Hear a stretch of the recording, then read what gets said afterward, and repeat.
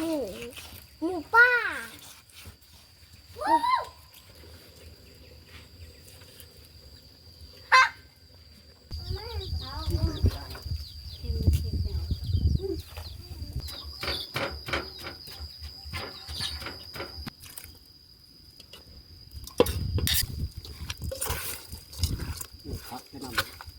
ได้บุพักเนาะ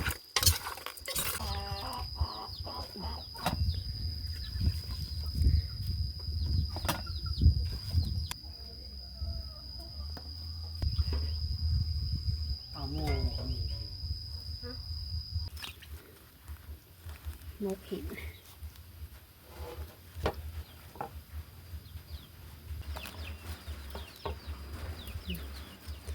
หน้าตาเป็นแต่แซ่บเลย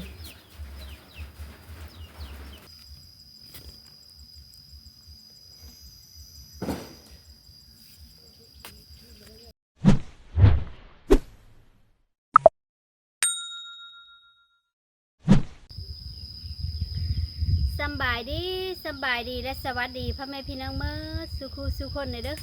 แล้วก็ทักทายสบายดีย่ำเช้าพี่น้องตอนเช้ามื้อนี้กะคอยกะสิได้พาพี่พาน้องมาอยู่ไฮอยู่หน้าคือเก่าพี่น้องชีวิตประจำวันเนาะไปตะไฮมาตะหน้าได้พี่น้องมากะมาหาเอ็ดโฮได้พี่น้องมื้อนี้นะมาหาเอ็ดโฮเดินพี่น้องออมเดินนะคือยฮอดจับงูแล้วพี่น้องเพราะว่าเขาประกาศกะเคยจับงูแล้วเนาะเพราะว่าจันเฮาตะกาตะบุงเขาว่าแล้วกาบุงเขากะเหย่ามาแล้วพี่น้องกะตอนนี้ค่อยกันสิได้ไปคุดไม่ละโคกับพี่น้องเพราะว่ามื้อนี้ไม่ได้ไปหาอยู่หากินได้พี่น้องเพราะว่าได้อาหารดีนะดีมันเงินเป็นไปการกบการเคล็ดเมื่อคืนนี้เพิ่นได้เห็นพี่น้องเดี๋ยวค่อยกะสิได้หาเฮ็ดเวก็ยังหาเฮ็ดอยู่ให้กินก็เนาะเดี๋ยวสิได้ไปก่อนแบบว่าลายยาเหย่าพี่น้องก่อนไปกะขอขอบคุญขอบคุณหลายๆเด้อพ่อแม่พี่น้องที่เข้ามาเป็นกำลังใจก็ไลค์ก็แชร์ให้พี่น้องเต้นเนาะเพื่อเข้ามาเบิ่งใหม่ๆกะอย่าลืมกดติดตามก็ไลค์ก็แชร์ให้พี่น้องเต้นเด้อพอได้มีกำลังใจให้คลิปต่อไปแน่พี่น้องมีฝนตกแล้วกะคือว่าแล้วพี่น้องมีแต่เวะบัดนี้นะมีแต่การกับการแล้วพี่น้องเวะกระไรเนาะฝนตกนี่คือตอนมันแดดพี่น้องตอนมันแดดยู่เสื้อกับพ่อยู่พี่น้องไฟฝนตกแล้วกะตัวนี้กายเฮ็ดตัวนั้นกายเฮ็ดไว้แล้วกับพี่น้องเดี๋ยวค่อยกะสิได้ไปก่อนแบบว่าลายยาเหย่าพี่น้องนี่บางเงินเพิ่นสิได้แบะไม้ละโขไปส่งบ่อนั้นเลยแล้ววะหาเลิกหา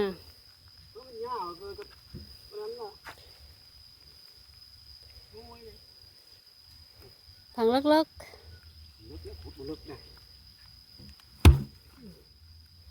ผมมีละโขไปส่งก็พี่น้องใส่แบะเอาได้บางเงินนะ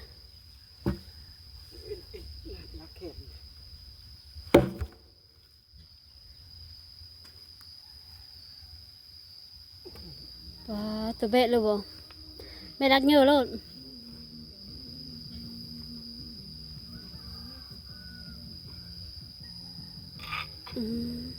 ไม่เชื่อรถบ่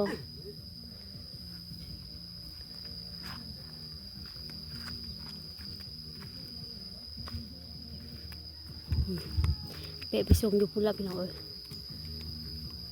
เดี๋ยววันนี้คอยก็จะได้มาหาให้อยู่ให้กินก็ได้พี่น้องเมื่อคืนนี้บางคนเพื่อนได้ของดีพี่น้องได้อาหารดีนะวันแล้วกันเนาะเดี๋ยวได้ซีนเห็นพี่น้อง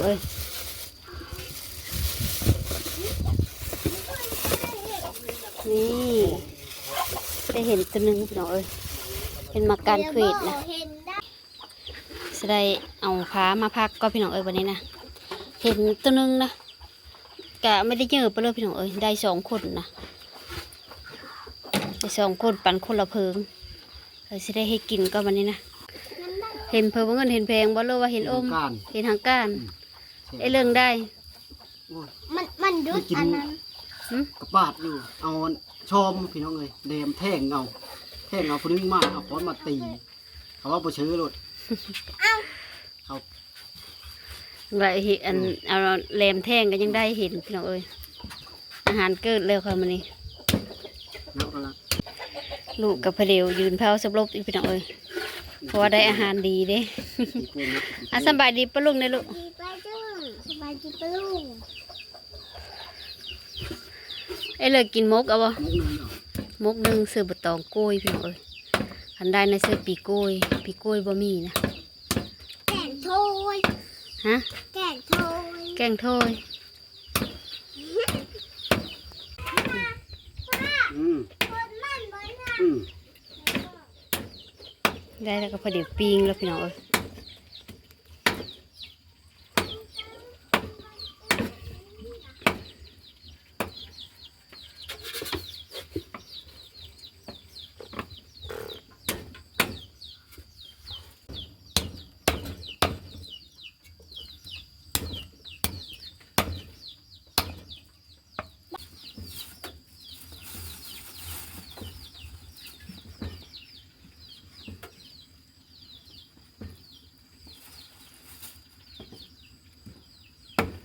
เฮ้ยโอ้ไอ้เด้อไผ่เด้อ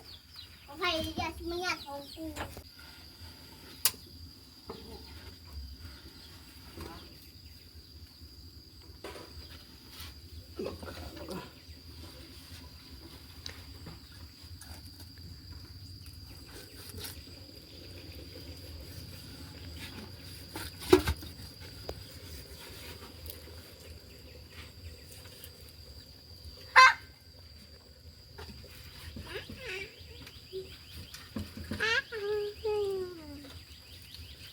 ปีนหมูปีนป่าหมูเห็ดหมูเห็ดเอ้าเด้อหมูเห็ดหมูหมูป่าหมูป่าอะไรล่ะหมูป่าน้อยโดนหมูป่าได้ได้พิงกับหมูป่าน้อยเต้หมาเด้ออ้าวหมาหมาละมันหมาละหมาแต่เด้อหมาแต่เซโน่กินไก่เซโน่ชื่อว่าชื่อ เชื่อกระเทียม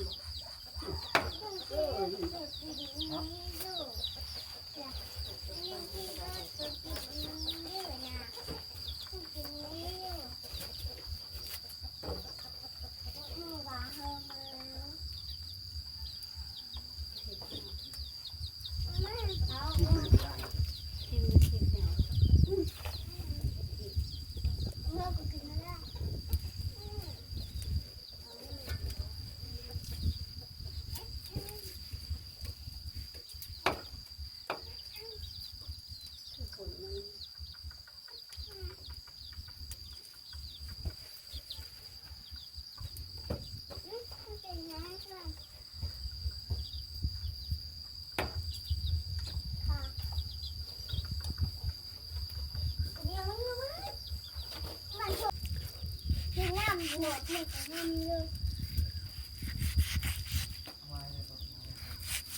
น้ำเยอะ เฮ้ยชี้หน่อยพี่น้อง น้ำซีนบ่ หนังมันหยาบแต่ยำก็ไม่ได้กินมันหลายปีเลย เหลือเรื่องเยอะ เป็นทางการมันใหญ่ เห็นเพื่อนไง โอเค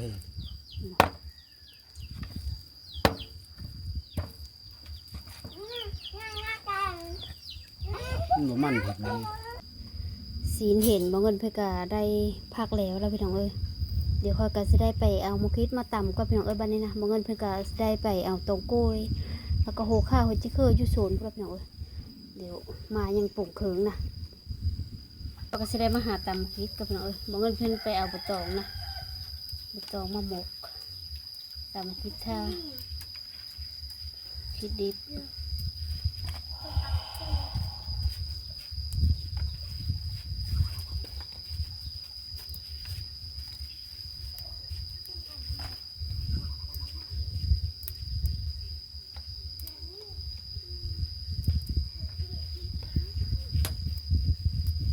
หมดอายุ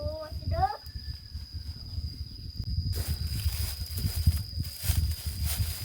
เสื้อขาวเบอร์ก็พี่น้องเอ้ย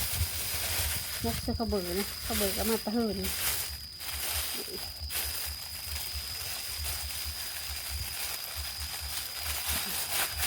ขาวเบอร์ก็คือละลายเนี่ยพี่น้อง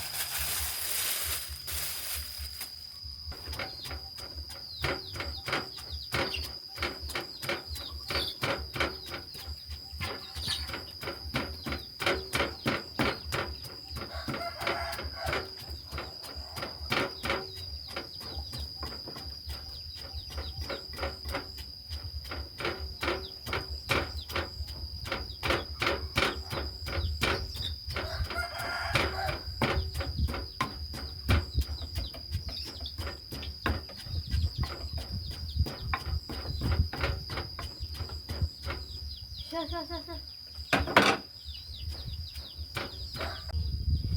ี๋ยว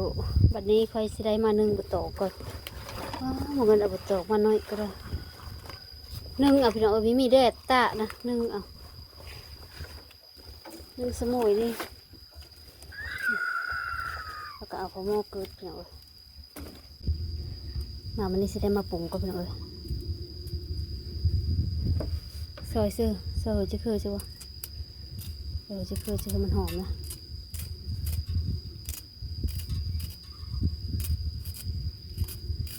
ตับกับบุคีเต็มใช่กัน กระเทียมมะพริกตำแล้วพี่น้องกระเทียมพอกระเซิร์มพริกนี่เดี๋ยวเพิ่มเงินไปใส่หัวขาลงจะคือแสดงมาเสิร์ฟเป็นโลมะพริกก่อนมันน้องกระเบิดกับก้อยน้ำเดี๋ยวมันเสิร์ฟเป็นโลก่อนเป็นโลกะมิดเขือพี่น้อง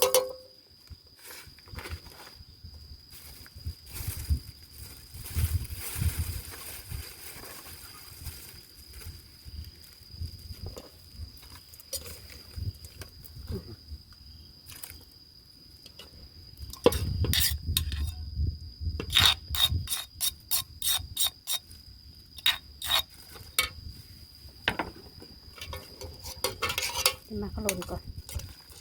โบ่งกะอ่อนเลย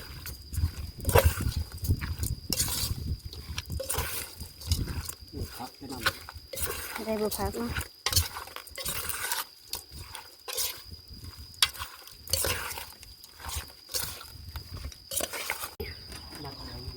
อันนี้กับปรุงเครื่องแล้วพี่น้องเดี๋ยวสิได้ไปเบิ่งบุตองก่อนหน้าตาเป็นตะกินแล้วพี่น้องถ้าละซุกก็เป็นตะกินก่อนละเพราะว่าอันแท้จริงนะมกเซอร์อันปีโก้ยแซ่บพี่น้องแต่ว่าไม่มีปีโก้ยนะโกยกะงูควายฮักมาแล้ววันแล้วกันเนาะงูควายเฮาพี่น้องซุกเราบุตองนี่กุ้ยซุกแล้วปรุงก่อนปรุงให้มันเย็นก็พี่น้องโอ้ยฮ้อนมีแดดก็เฮาก็เอามานึ่งเอาบุตองก็สบายพี่น้องเพื่อให้มันเย็นก่อนำ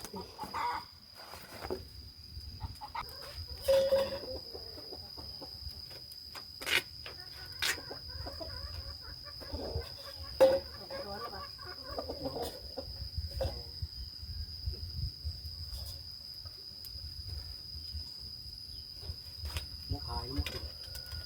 กินไม่ได้มาขาย มุกขายมอไม่น้อยกินไม่น้อย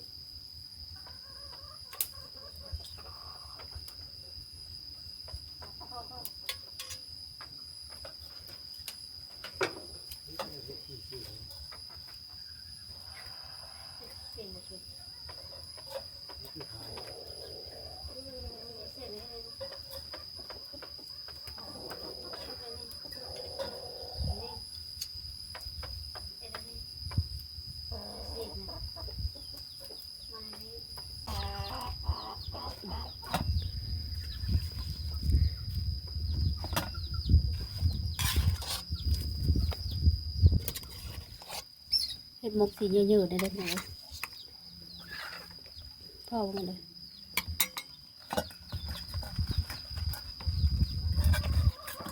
เดี๋ยวมีหุ้มประตอกนิดเดียวละตัวน้อยนะ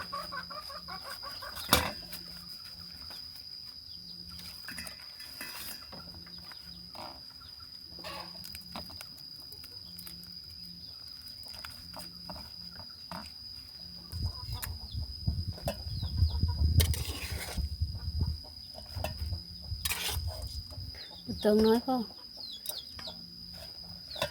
ตัวน้อยมกน้อยตัวเยอะมกเยอะตัวกะเปะอยู่เพราะว่าอ่ะน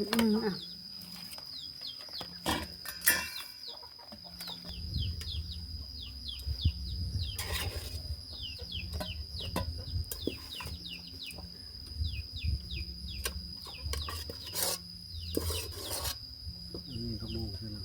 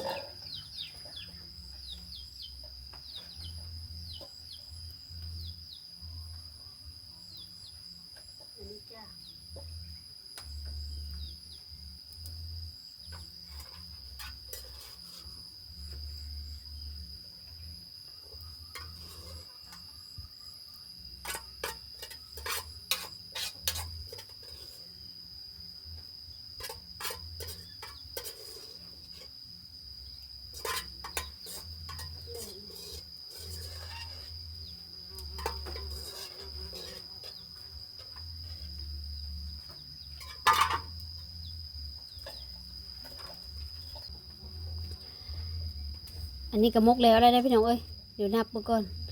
2 4 6ได้7 มกพี่น้องเอ้ยเห็นเพิ่งนึงได้7 มกนะเดี๋ยวเอาเสื้อมุ้ยก่อน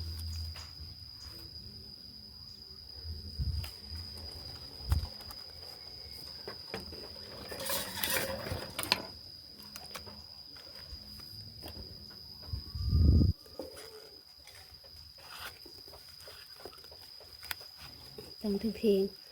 ไว้ยันน้ำมันเหนะ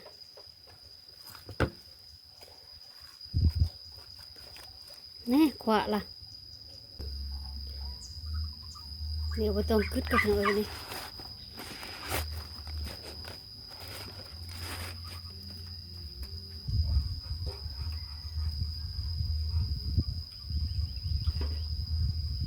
เอาโม่นี่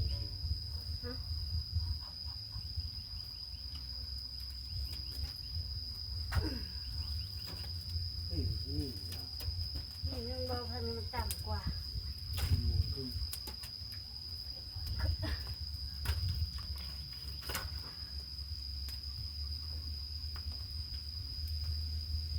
จูไผ่ก็เป็นเอ้ย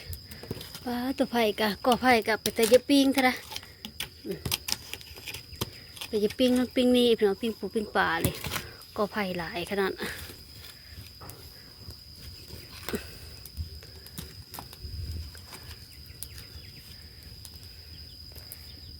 นึ่งหึงพี่น้องเอ้ยเดี๋ยวเขาก็จะได้มาปรุงหมดก็พี่น้องเอ้ยว่าสุกหรือยังเอากระโตกเล็กดิกะว่ามีผ้าหม้อพี่น้องเอ้ย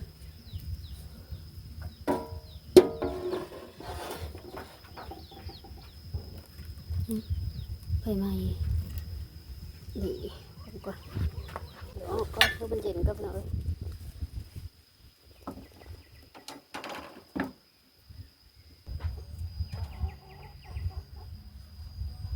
มาออกกับพี่น้องเอ้ยวันนี้นะ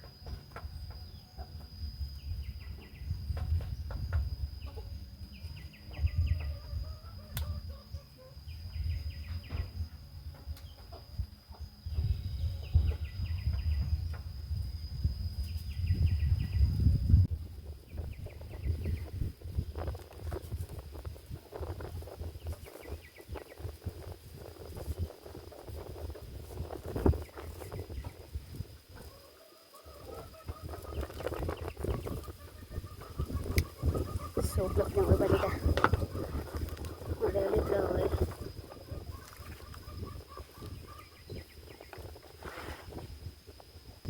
มีเศษมาแบกกับพี่น้องเอ้ยแบกซื้อหม้อนะมีกินแมลงแน่พี่น้องเอ้ยก็สิได้หาปีกป่าแน่ป่าเมื่อกินแรงอีกพี่น้องเอ้ย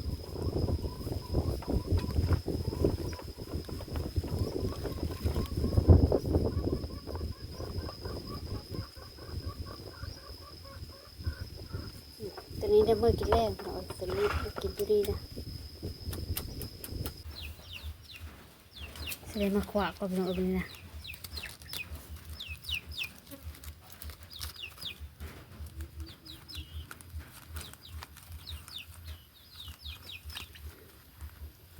มกหิน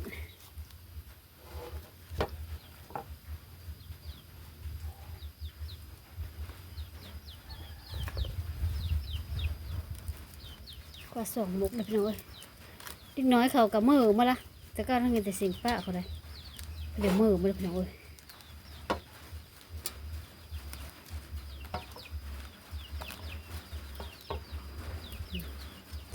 หน้าตาเป็นแต่แซ่บพี่น้องเอ้ย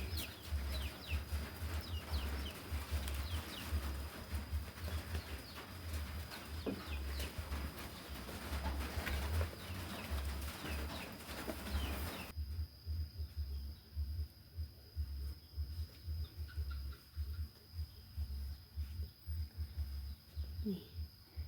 อาหารการกินเท่าก็ได้แล้วพี่น้องเอ้ยมาเด้อมาพี่น้องเด้อมากินข้าวง่ายน้ำเดียวเด้อ1 มกเห็นเลยพี่น้องเอ้ยวันนี้เด้ออาหารดีมื้อนี้เลย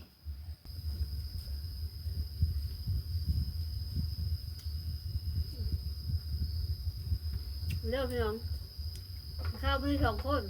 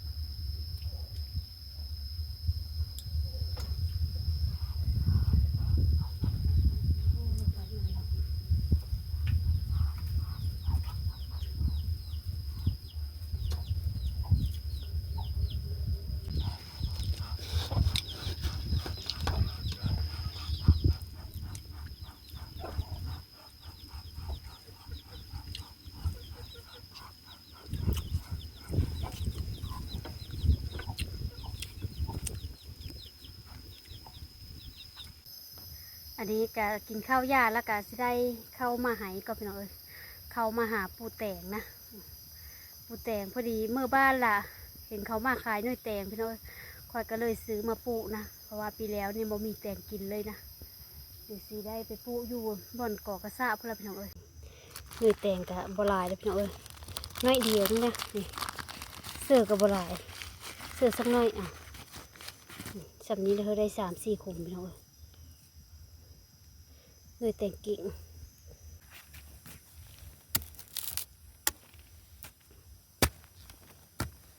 ปูตามมันไฟไหม้เนี่ยพี่น้องเอ้ยตามอันบอลเงินพันจุกกอกกระซ่านะเสื้อบหลายเลยพี่น้องเอ้ยเสื้อประมาณนี้นะเสื้อลายมันเป็นหุ่นใหญ่เสื้อพอได้เฮกกมันโจเลย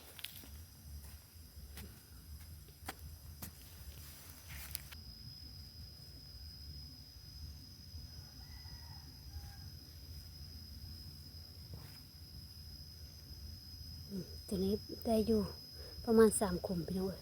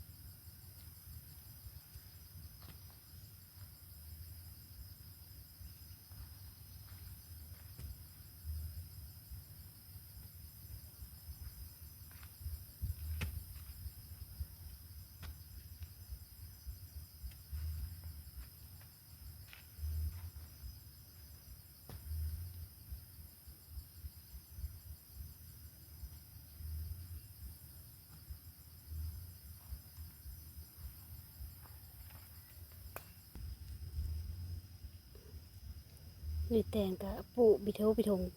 ถึงไปทางเลยพี่น้องเอ้ยเพราะว่ามันน้อยบางยัดนะ